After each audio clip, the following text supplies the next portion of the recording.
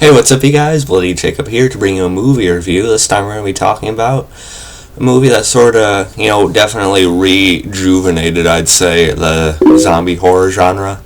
And that movie is 28 Days Later, which was released back in 2002 in the UK. I think it came out in 2003 in the US.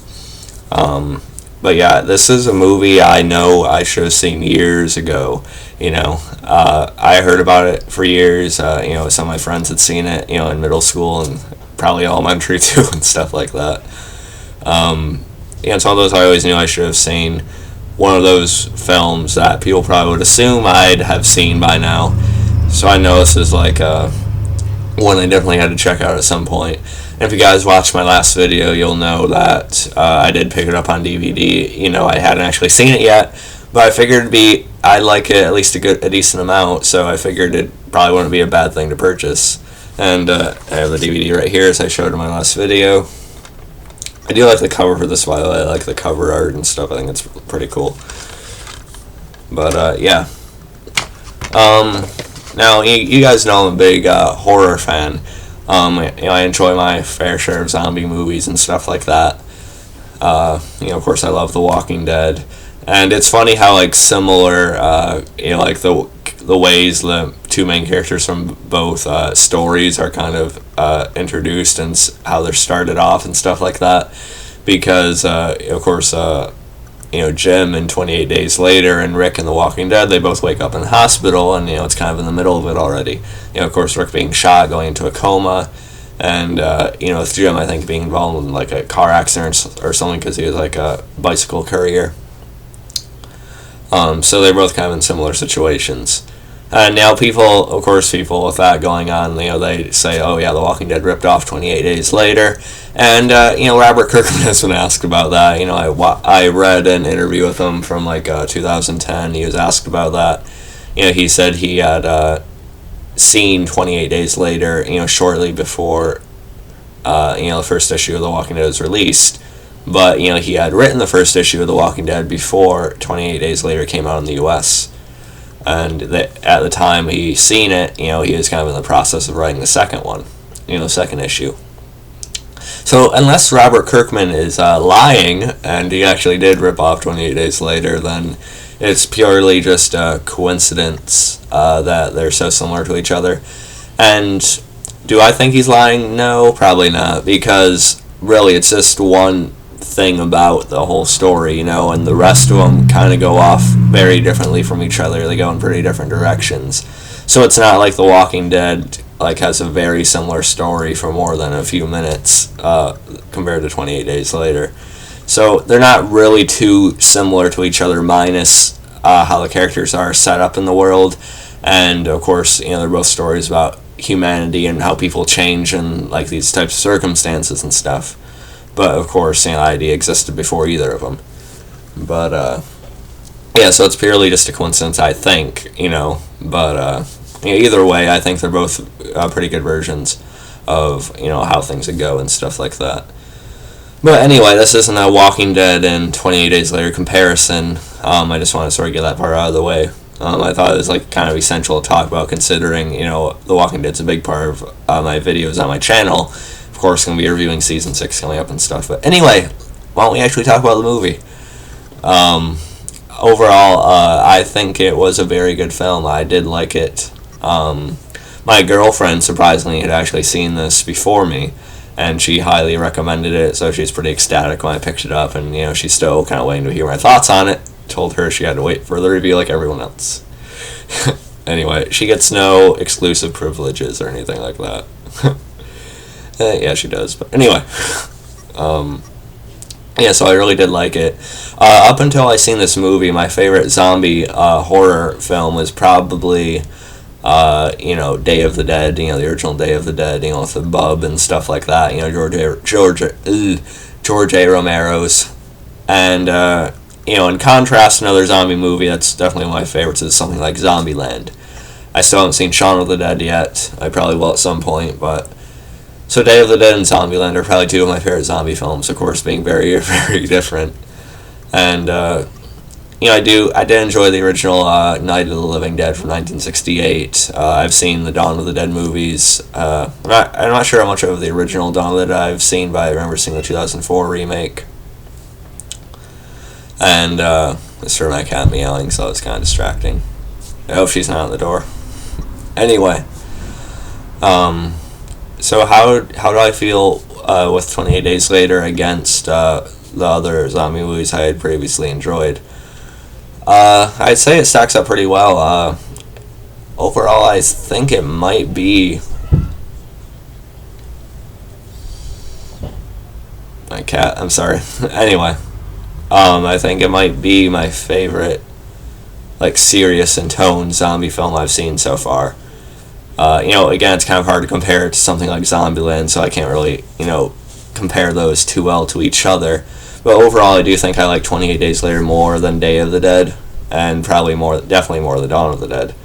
I just like how the zombies were handled. I think the characters were written quite a bit better compared to Day of the Dead. Day of the Dead, my favorite thing about it was definitely the whole bub and scientist thing that was going on. But other than that, I think 28 Days Later is definitely the better movie. I'm gonna go see what's up with my cat. You guys know how this goes. I apologize.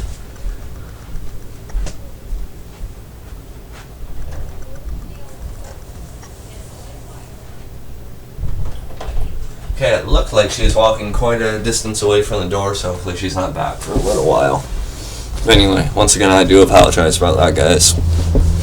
But anyway, so yeah, it is probably my favorite serious-toned zombie film.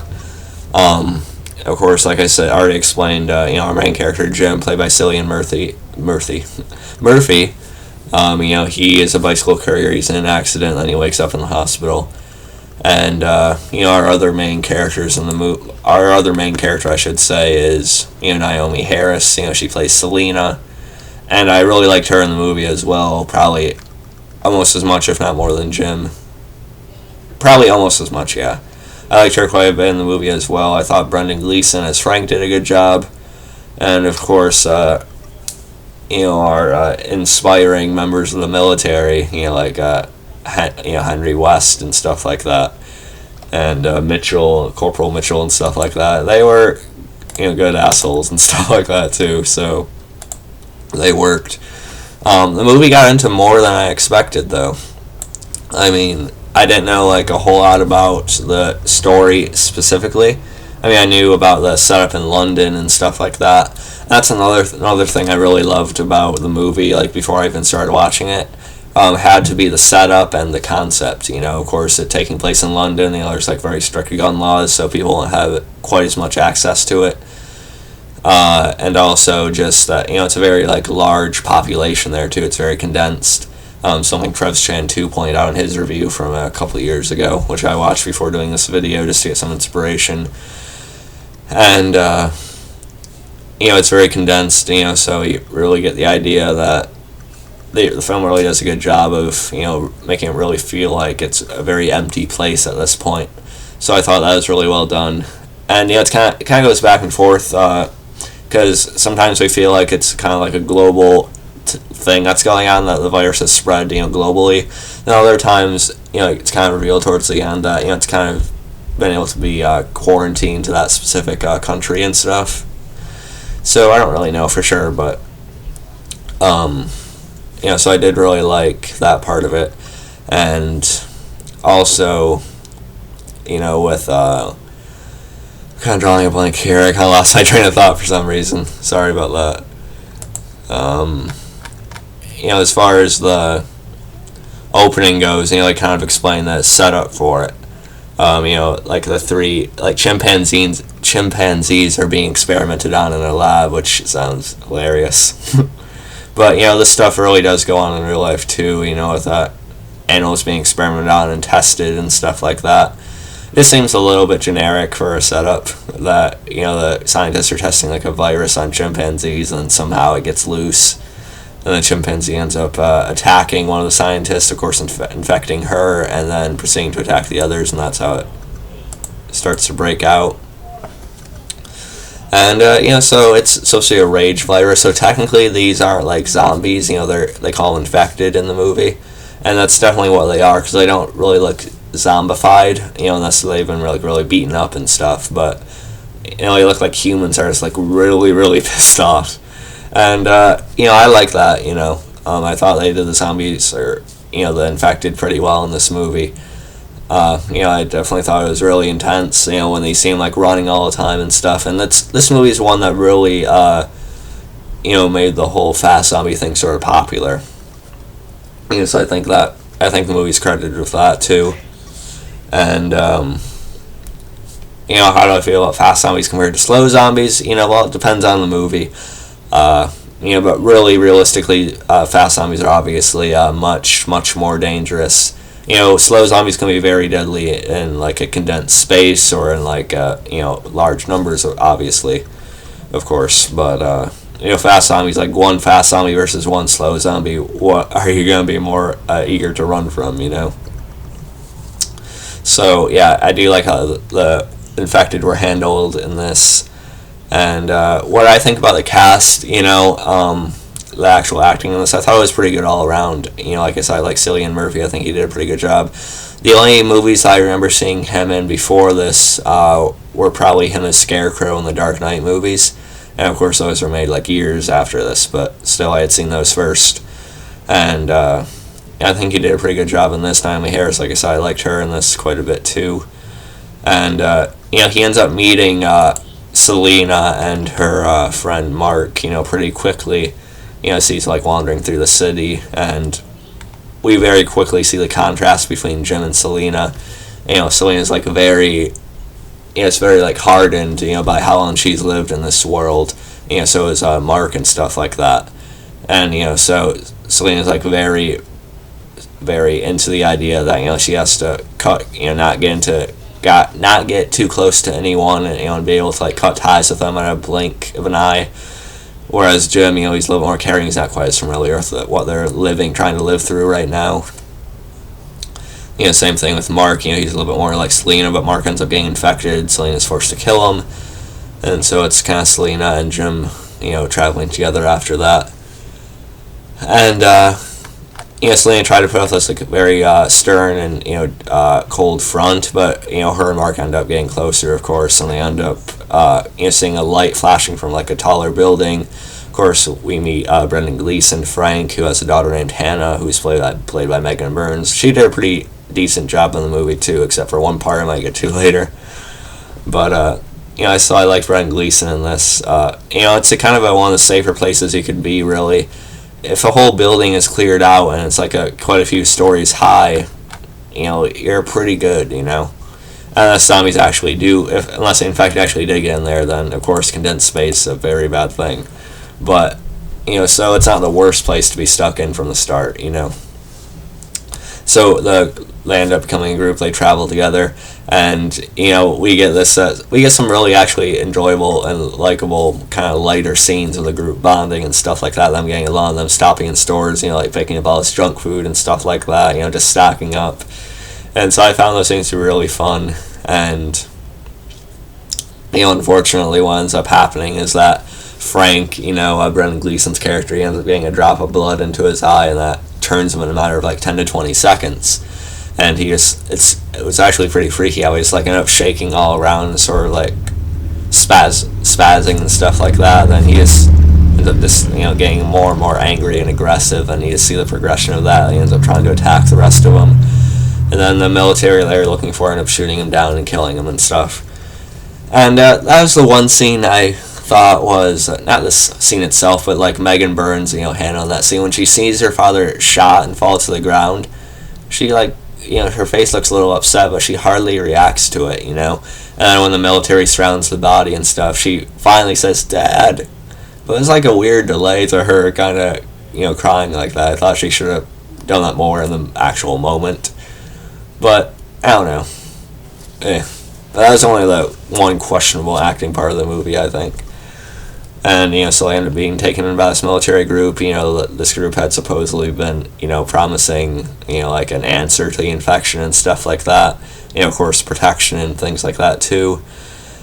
But it ends up not being the safe haven they were hoping for, or that they were putting off. We find that out pretty quickly. Major Henry West seems okay, but we end up finding out, pretty quickly that he made a deal with one of his corporals, Corporal Mitchell, who had was about to kill himself, a little bit prior to the group arriving. He made a promise that he would give him women they found and stuff like that. So it basically turns into this one group, no large army or anything like that. And so they're just taking in women and, just having sex with them and then probably killing the men and stuff like that, because they end up taking out Jim and this other guy who was kind of going against them there out into the woods, killing them off, dumping them in a ditch and stuff like that.